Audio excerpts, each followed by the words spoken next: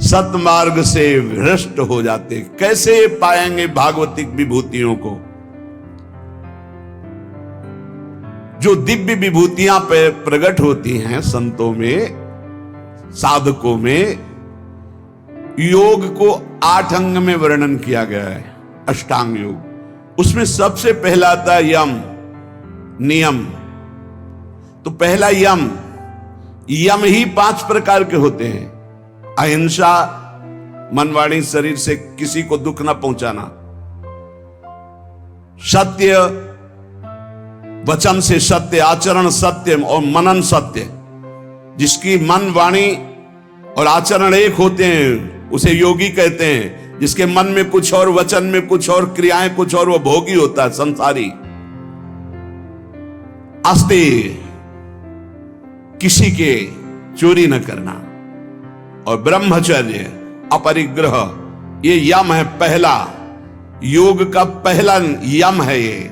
यम 5 प्रकार, अहिंसा, सत्य, आस्ते, ब्रह्मचर्य, अपरिग्रह। और नियम, शौच, शरीर की पवित्रता, इंद्रियों की पवित्रता, मन की पवित्रता, विचार की पवित्रता, संतोष, जैसी परिस्थिति, कभी घी घना, कभी मुट्ठी भर चना, कभी वो भी न बना। तपस्या, काम, क्रोध, लोभ, मोह, मद, मत्सर, इनके ताप को, अंदर की जलन को चुपचाप मौन होकर सह जाना। स्वाध्याय शास्त्रों का, ईश्वर प्रणिधान, अपने इष्ट पर दृढ़ निश्चय, ये नियम है। अष्टांग योग की शुरुआत ही इसी से होती है। यम, नियम, फिर प्राणायाम, प्रत्याहार, ध्यान, धारणा, समाधि। जिसकी नींव में यम नियम है वही अष्टांग योग के महल को खड़ा कर पाता है, और वही यम नियम की परम सिद्धियों को प्राप्त होता है। आजकल जैसा लिखा है, यम नियम से कोई मतलब नहीं, योग का ढोंग किया जाता है। यम नियम ही अहिंसा, सत्य, आस्ते, ब्रह्मचर्य, अपरिग्रह, यम, शौच, संतोष, तपस्या, स्वाध्याय, ईश्वर प्रणिधान, यही पूर्णता को प्रदान कर देंगे। ये बिल्कुल नहीं होते। इसलिए मान, सम्मान, रुपया की प्राप्ति के लिए योग का झूठा नाटक हो सकता है, लेकिन परमात्म समाधि में प्राप्त होने के लिए जो योग है वो यम नियम से प्रारंभ होता है। जिसके जीवन में यम ही नहीं है, नियम नहीं है, वो कैसे योगी हो सकता है? किसी भी मार्ग का पति को ये दो तो होते ही हैं सब में, यम और नियम। चाहे वो किसी भी मार्ग का, किसी भी संप्रदाय को, अगर अहिंसा, सत्य, आस्ते, ब्रह्मचर्य, अपरिग्रह, शौच, संतोष, तपस्या, स्वाध्याय, ईश्वर प्रणिधान नहीं तो है क्या फिर जीवन में? सच्चे बनो, नकली मत बनो। आचरणों की सत्यता ही साधुता की प्रमाणता है। तुम्हारे आचरण कैसे हैं? परम तत्व अनादि है, एक है, सर्वव्यापी है, सर्वाधार है, सर्वनियंता है, सर्वमय है, सर्वमय है। उसके अस्तित्व का अस्तित्व है, उसके प्रमाण को अनुभव करना है। श्री हरिवंश प्रमाण मनम। चेतना तो सब में, चेतनत्व रूप में परमात्मा विराजमान है। आनंद समुद्र सब में विराजमान, कौन डुबकी लगा पा रहा है? इसलिए बस प्रार्थना हम तुमसे कर सकते हैं कि भगवान से चाह करो कि मुझे शुद्ध भगवत प्रेमी महात्मा, शुद्ध ज्ञानी मिल जाए। और जब संत मिल जाए तो संत की आज्ञा पर अपने जीवन को न्यौछावर कर दो। संत सेवा, संत आज्ञा, ये तुम्हें परम पद में पहुंचा देगी। तुम संत को तौलने की चेष्टा मत करो। तुम्हारे पास तराजू नहीं, कबाड़ तोड़ने वाले से सोना, चांदी, हीरा, जवाहरात नहीं तोले जाते। तुम्हारी बुद्धि कबाड़ है जो त्रिगुण माया से युक्त है। त्रिगुणातीत स्थिति वाले महात्माओं को क्या जान पाओगे? संत जिससे तुलते हैं वो तुला ही तुम्हारे पास नहीं, वो तराजू ही नहीं है। श्रद्धा और भक्ति और विश्वास के द्वारा तुम उनके रहस्य को जब वो बताना शुरू करेंगे तब जान जाओगे। इसलिए केवल तुम आज्ञा पर रहो। जिस समय तुम किसी भी संत के थोड़े अंश को जान जाओगे कि ये क्या है, तो तुम चकित और आश्चर्यचकित होकर गर्व करोगे कि भगवान की अपार कृपा, मुझे ऐसे महात्मा का संग मिला। जिन बातों को तुम असंभव मानते हो, जो तुम्हारी धारणा में भी नहीं है, जो तुम कल्पना से भी नहीं सोच सकते, उससे बहुत आगे संत स्थिति होती, जिसे संत कहते हैं। अविश्वासी, अश्रद्धालु, अज्ञानी, ये लाख बताया भी जाए तो ये नहीं मान सकते हैं,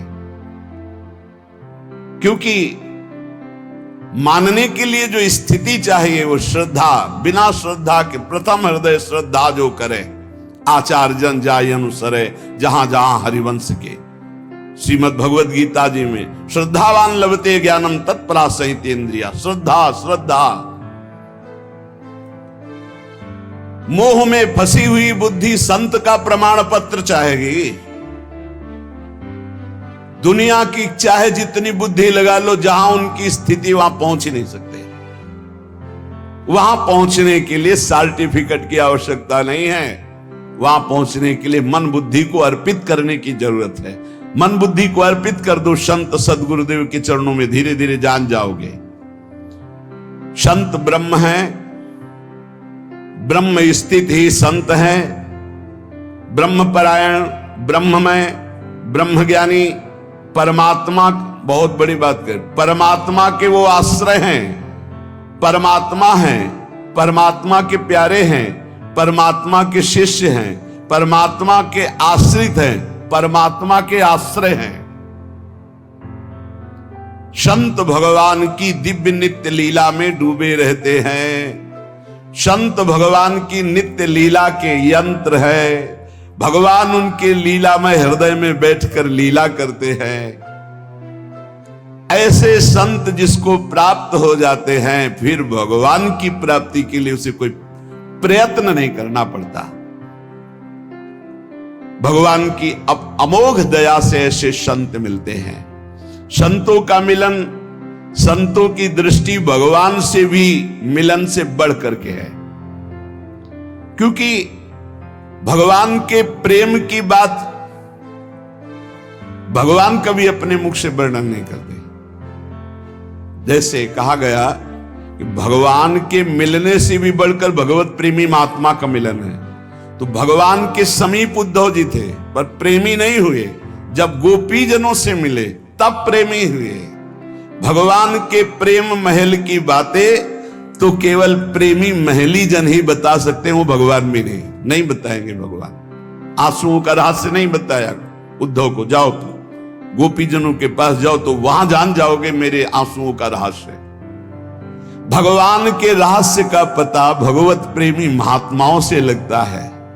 इसीलिए भगवान की अहेतुकी कृपा माने जब हमें संत समागम प्राप्त हो, वो जो भगवान की छुपी हुई रहस्यमयी प्रेम की बातें हैं वो प्रकाशित करते संत जन। तुम केवल अवगाहन करो तो रस बरसाएंगे। तुम केवल आनंद स्वाद के लिए पिपासु बनो, ऐसे नहीं, ऐसे अहंकार से भरकर नहीं, अवज्ञा नहीं, अवहेलना नहीं, ऐसे छल कपट नहीं, जो कहोगे वही करेंगे, करना कुछ नहीं, छल कपट नहीं, ऐसे जैसी आज्ञा वैसे। आप कहो अभी प्राण त्याग दे, बस इतनी जरूरत है। जीवित मर जाए उलट आप में समाये है दिलगिरी। अरे अखिल कोटि ब्रह्मांडों का मालिक मिल जाएगा तो कौन सा वैभव बकाया रह जाएगा भाई। श्री भगवान इंद्रियों को स्वतंत्र छोड़ने पे नहीं मिलते। याद रखो, संत संग से इंद्रियां संयम में होती हैं। संत संग से इंद्रियों की शांति बढ़ती है। सुख प्रत्यक्ष दर्शने लगता है, कल्पना का नहीं। इसलिए संत संग का पहला सोपान, चाहे गृहस्थ हो चाहे विरक्त हो, ध्यान देकर सुनो। ये आज जो सर्वनाश किया जा रहा है ब्रह्मचर्य का, इसी से संत लाभ नहीं मिल पाएगा। चाहे गृहस्थ हो, संतानोत्पत्ति के लिए धर्म पूर्वक अपनी पत्नी से सहवास करने की शास्त्र आज्ञा करता है। ब्रह्मचर्य सेवन से अमोघ लाभ प्राप्त होता है। पहला, ब्रह्मचर्य सेवन से लाभ, संत संग का पहला लक्षण है आचरण की पवित्रता। आचरण की पवित्रता, इंद्रियों की शांति। इंद्रियों की शांति अर्थात ब्रह्मचर्य, प्रत्येक इंद्रिय का ब्रह्मचर्य। ब्रह्मचर्य से तत्काल प्रभाव बढ़ता है। क्या? स्मरण शक्ति। बहुत ध्यान देने की बात है। अगर आपको भगवत स्मृति में डूबना है तो आपको ब्रह्मचर्य का पोषण करना पड़ेगा, चाहे जो हो। इसके बिना स्मरण शक्ति आपकी काम नहीं करेगी। स्मरण शक्ति बहुत प्रवीण, एक बार जो सुन लिया उसका सैकड़ों बार मनन हुआ, मनन होकर उसके आगे धारणा शक्ति। जो ब्रह्मचारी नहीं, स्मरण शक्ति नहीं होगी, धारण करने की शक्ति नहीं होगी, खोखला जीवन हो जाता है। स्मरण शक्ति, धारणा शक्ति और संकल्प शक्ति। इतने बजे जगना है, इतना करना है, ऐसे चलना है, ऐसे सब होगा। और जब ब्रह्मचर्य नहीं तो चाहे 1000 बार संकल्प करो, तुम्हारे काम में नहीं आएगा। स्मरण शक्ति, धारणा शक्ति, संकल्प शक्ति, इच्छा शक्ति जिसे कहते, और उत्साह शक्ति और शरीर शक्ति, ये शक्तियां उसके अंदर प्रकाशित होती हैं जो ब्रह्मचर्य का पोषण करता है। स्मरण, धारण करना, जो संकल्प नियम ले उसका अक्षरशः पालन करना, और उत्साह बना रहना, और शरीर में स्फूर्ति रहना। ब्रह्मचर्य एक विलक्षण महाव्रत है। ब्रह्मचारी का सौंदर्य प्रस्फुटित होता है। एक नूर उसके चेहरे पे झलकता है जो ब्रह्मचर्य को धारण करता है। एक नवीन आकर्षण, बालवत चेहरा, एक आकर्षण होता है भागवती। और जिसका ब्रह्मचर्य पुष्ट होने लगता है, उसके शरीर से सुगंध आने लगती है।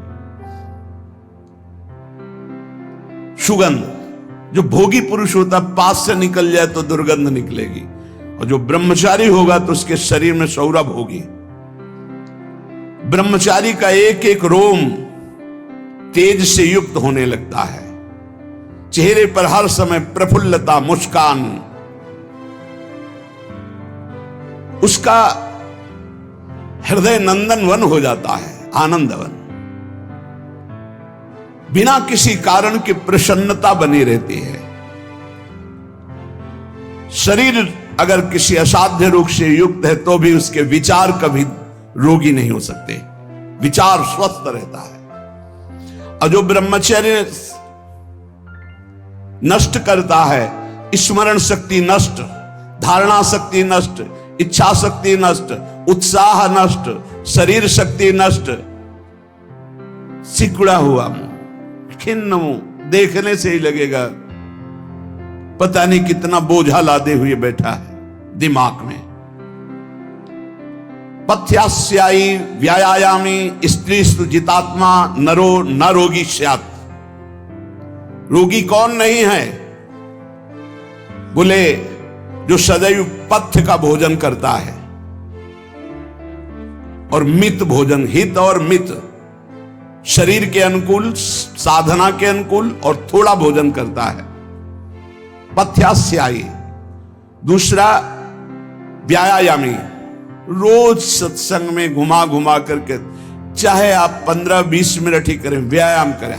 2-3 किलोमीटर आप दौड़ो, चलो बाहर दौड़ने के लिए, नहीं तो ऐसे यंत्र चल गए, ट्रेडमिल, ऐसे यंत्र चले हैं, उसी में दौड़ लो। नहीं ट्रेडमिल तो दौड़ लगाओ। शरीर को एक बार पसीना पसीना करो, थोड़ी सी बैठक, थोड़ी सी थोड़ा व्यायाम करो। ये साधना के लिए, भगवत प्राप्ति के लिए कह रहे हैं, कोई कुश्ती लड़ने के लिए नहीं कह रहे। ये जरूरी है। पथ्यास्यायी पथ्य का भोजन, मित भोजन करने वाला और व्यायामी। और स्त्रीषु जितात्मा, स्त्री शरीर है तो पुरुष की तरफ नहीं, पुरुष शरीर तो स्त्री की तरफ नहीं। जितात्मा, आकर्षित ना होना। नरो न रोगी स्यात्, उसे रोगी नहीं कहते, भले वह साध्य रोग से ग्रसित हो। और अगर ये नहीं है तो वो रोगी ही है। आज नहीं तो कल पता चल जाएगा कि वो रोगी है। साधना करने वालों के लिए इंद्रियों को पावन करना, इंद्रियों को संयम में रखना बहुत आवश्यक है।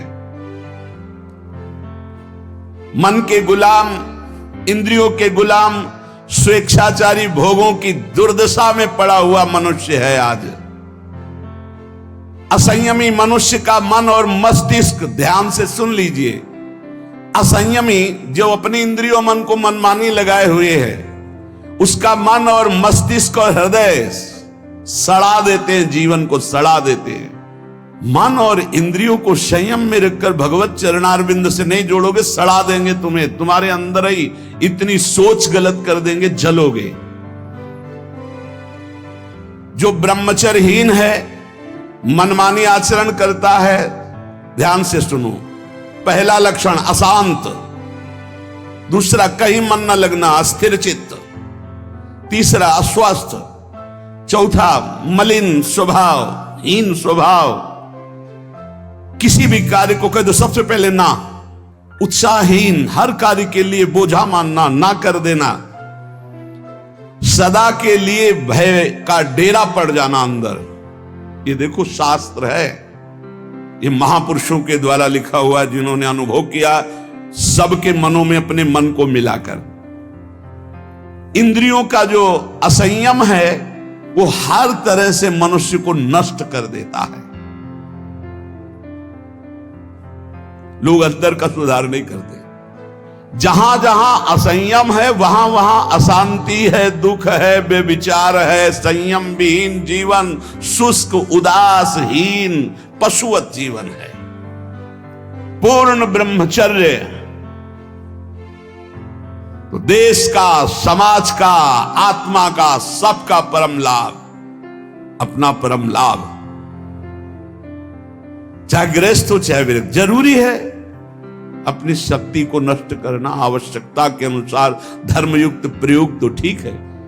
हम तो प्रणाम करते हैं उन गृहस्थों को जो गृहस्थ होते हुए ब्रह्मचर्य का नियम वृंदावन में लिए हुए और दूर दूर जगह देशों में रहते हैं और ब्रह्मचर्य का नियम लिए हुए। एक तो परिवार अमेरिका में है, आए हुए हैं कुछ समय से, भी हम वृंदावन में सत्संग में भी होंगे। सब सुविधा, अमेरिका जैसे देश में रहने सब सुविधाएं, और बड़े ही सरल सात्विक वृत्ति से, और हितधाम में कसम खाई थी ब्रह्मचर्य की कि हम दोनों मिलकर के कसम खाते हैं कि आज के बाद ब्रह्मचर्य रहेंगे। कैसा जीवन! अपने तो कितने ऐसे परिवार हैं, हम तो उनको प्रणाम करते हैं जो एक साथ पति पत्नी रहकर संयम पूर्वक जीवन व्यतीत कर रहे हैं। बलिहारी भगवान की असीम कृपा है, जिसके संग का डर बना रहता उसी संग में रहकर दोनों निकल गए। कितनी बड़ी हेतु की कृपा! यह है आश्चर्य, यह है आश्चर्य। रात दिन एक साथ रह रहे हैं, फिर भी कसम खा के ब्रह्मचर्य रहे। कितनी अपार कृपा श्री जी की! कैसा मन कर देती है श्री जी। नहीं तो बहुत कठिन है, बहुत कठिन है। वही जानते हैं जो इस मार्ग में चलते हैं। जो आचरणहीन है, जिसका भोजन ठीक नहीं है, अब लाख बार कहा जाता है सतोगुण भोजन करो, सात्विक भोजन करो। बाजार का ये अमुक चीज आनी चाहिए। कितने ऐसे बाजार की पैकिंग की चीजें निकलते हैं जिसमें कीड़ा रेंगते हुए चलते हैं। आप फिर पता नहीं कौन सी बुद्धि लोगों में फैल रही है कि घर का दाल रोटी बना करके नहीं खाएंगे, बाजार का आना, ऑनलाइन आना चाहिए।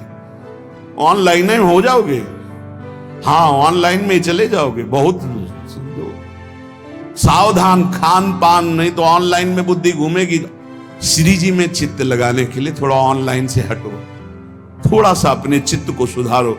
हम कह रहे हैं जबान में अगर सात्विक भोजन केवल जाएगा तो भजन में बहुत रुचि होगी, संयम से रह पाओगे। ये बावरे नहीं थे पुराने संत महात्मा जन की जो सात्विक ब्रजवासियों का अन्न या भिक्षान्न या सात्विक, देखो 10 दिन केवल देखो, शुद्ध दाल रोटी पाओ, मूंग की दाल वाली रोटी पा लो, फिर आप देखो भजन करके, और 2 दिन जरा इधर उधर होटल का पाके देखो, फिर देखो कैसा है। कोई भी कहीं भी हो, सात्विक वृत्ति से अपने घर का भोजन करो, कम से कम दाल पानी से धो लिए हो।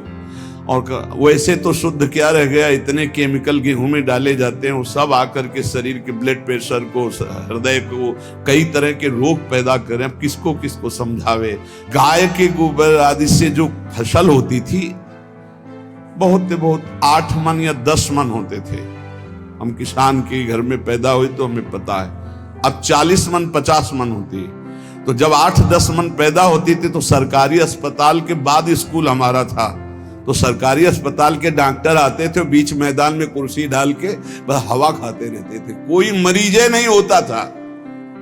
गांव में बुखार आया, 2-4 दिन काढ़ा पिया, ठीक हो गए, अस्पताल जाने की जरूरत नहीं होती थी।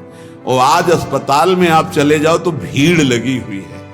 क्यों? सब खान पान बिगड़ा हुआ है। तो जो ब्रह्मचर्य पालन करता है, रोग से लड़ने की सामर्थ्य आती है, शोक स्पर्श नहीं कर सकता, मोह पर विचार करने की सामर्थ्य आती, प्रमाद स्थिति नहीं रहती, अकर्मण्यता नहीं रहती, अकाल मृत्यु नहीं होती, ब्रह्मचारी कभी विचारों से दरिद्र नहीं होता है, चिंता नहीं होती, उसके हिंसात्मक वृत्ति नहीं होती, द्वेष नहीं होता, ईर्ष्या नहीं होती, अशांति नहीं होती। ब्रह्मचर्य समस्त दोषों का नाश कर देता है। तमोगुण रजोगुण का विकार, काम क्रोध लोभ मोह मत्सर अभिमान, इन शत्रुओं को पराजित करने के लिए, आत्मा आनंद में स्वराज्य पर स्थित होने के लिए इंद्रियों का संयम ब्रह्मचर्य अत्यंत आवश्यक है। ब्रह्मचर्य का विमल प्रताप प्रकट होता है। वीरवान बलवान होता है, विद्वान होता है, तपस्वी होता है, मनस्वी होता है, त्यागी होता है, तत्व चिंतन परायण होता है। ब्रह्मचर्य में अलौकिक अमानुषिक शक्ति जागृत हो जाती है। अमानुषिक ऐसा कैसे हो सकता है? हो सकता है क्योंकि ब्रह्मचर्य है, क्योंकि भगवत मार्ग का पथिक है। उस शक्ति, उसकी शक्ति के सामने संसार को आश्चर्य असंभव जान पड़ता है। देश का अभ्युत्थान, अपना अभ्युत्थान, समाज का अभ्युत्थान एक ब्रह्मचारी ही कर सकता है, व्यभिचारी नहीं। तो ये मूर्ख लोग ये नहीं समझते कि तुम इंद्रियों की गुलामी स्वीकार करते हो या स्वतंत्रता, मन की गुलामी स्वीकार करते हो या स्वतंत्रता। स्वतंत्रता किसे कहते हैं अभी जाना नहीं। मनमानी आचरण को तुम स्वतंत्र कहते हो कि मैं जो चाहूं। कितने मिनट स्वतंत्र हो जरा देखो, 1 सेकंड भी नहीं। हर वृत्ति तुम्हें गुलाम बनाए हुए है। क्या इंद्रियों का गुलामी कभी स्वतंत्र हो सकता है? विचार करो, स्वतंत्र कौन है? स्वतंत्र है जो संयमी है, संतोषी है, जितेंद्रिय है। याद रखो, ब्रह्मचर्य सेवन ही प्रभु प्रेम और आत्मज्ञान की नींव और स्वच्छ मार्ग है। शरीर में सहने की सामर्थ्य ब्रह्मचर्य से आती। गर्मी सर्दी बरसात मान अपमान निंदा स्तुति, ये ब्रह्मचर्य से सहने से। ब्रह्मचारी को सबसे पहले अपनी रसना पर नियंत्रण रखना आवश्यक है। जबान पर, जबान बिगड़ी सब बिगड़ा। गंदे आचरण वाले, जिनको पवित्रता का ज्ञान नहीं, जिनको केवल अर्थ पिशाच हैं, नाना प्रकार की अपवित्रताएं करके तुम्हें भोजन परोसते हो, गरम गरम तुम्हारे सामने आया, तुम अमृत समझ के खा रहे हो, तुम्हारी बुद्धि नहीं खराब हो जाएगी? सबसे पहले सतमार्ग में चलने वाले को इस रसेंद्री को मारना होता है। रसेंद्री, ये जीत गए, सब जीत गए। और इस मार्ग में सबसे ज्यादा इसी को दुलार करने का अवसर मिलता है। जहां निमंत्रण होगा वहां चक्क होगा। बस को खाओ और चौपट करो अपनी साधना, अपने परमार्थ को चौपट कर दो। खाना ही मृत्यु है और खाना ही जीवन है। जो पवित्र भगवद अर्पित मित आहार करता है वो अपने जीवन को भागवतिक बना लेता। कितना खाओगे? याद रखो, परमार्थ में चलने के लिए रसेंद्री को बहुत शासन में जरूरत है, बहुत शासन की जरूरत है रसेंद्री। अगर रसेंद्री आपकी छूटी हुई है तो कोई भी इंद्री आपके कब्जे में आने वाली नहीं। भोजन किया जाता है जीवन रखने के लिए, प्राणों का पोषण। और आप ये समझो जैसे आप 400 ग्राम अन्न पा लिए तो आपकी जीवनी शक्ति उसमें पचाने में कम लगेगी और आपके चिंतन में ज्यादा लगेगी। 800 ग्राम डाल लिया। एक दिन सुना था 24 घंटे में एक मानव शरीर को स्वस्थ रहने के लिए 400 ग्राम अन्न की जरूरत होती, बस। इसके बाद तो ऊपर ओवरलोड करना है। इतनी हानि आप नहीं समझ पा रहे, रोगों का घर बढ़ा रहे हो। थोड़ा भोजन करो, सात्विक भोजन करो और ऐसा भोजन करो जिसमें तेल आदि गरिष्ठ पदार्थ ज्यादा ना हो, तो आपकी जीवनी शक्ति बढ़ेगी। आप उसी जीवनी शक्ति से भजन करेंगे। भजन में मन क्यों नहीं लगता? आप देखो, एक दिन खा के अच्छे और एक दिन 2 रोटी खाओ केवल हमारे कहने के अनुसार, कि आपको लगे कि हाँ भूख लगी अभी, और छोड़ दो, फिर आप भजन में लगो, देखो कैसी वृत्ति जाएगी, सतोगुणी। चंचलता मन की तभी रुकती है जब सात्विक भोजन होता है। नेत्र की चपलता, बार बार इधर उधर देखना, कानों की चपलता, प्रपंच की बात सुन, हर इंद्री का ब्रह्मचर्य हमें चाहिए।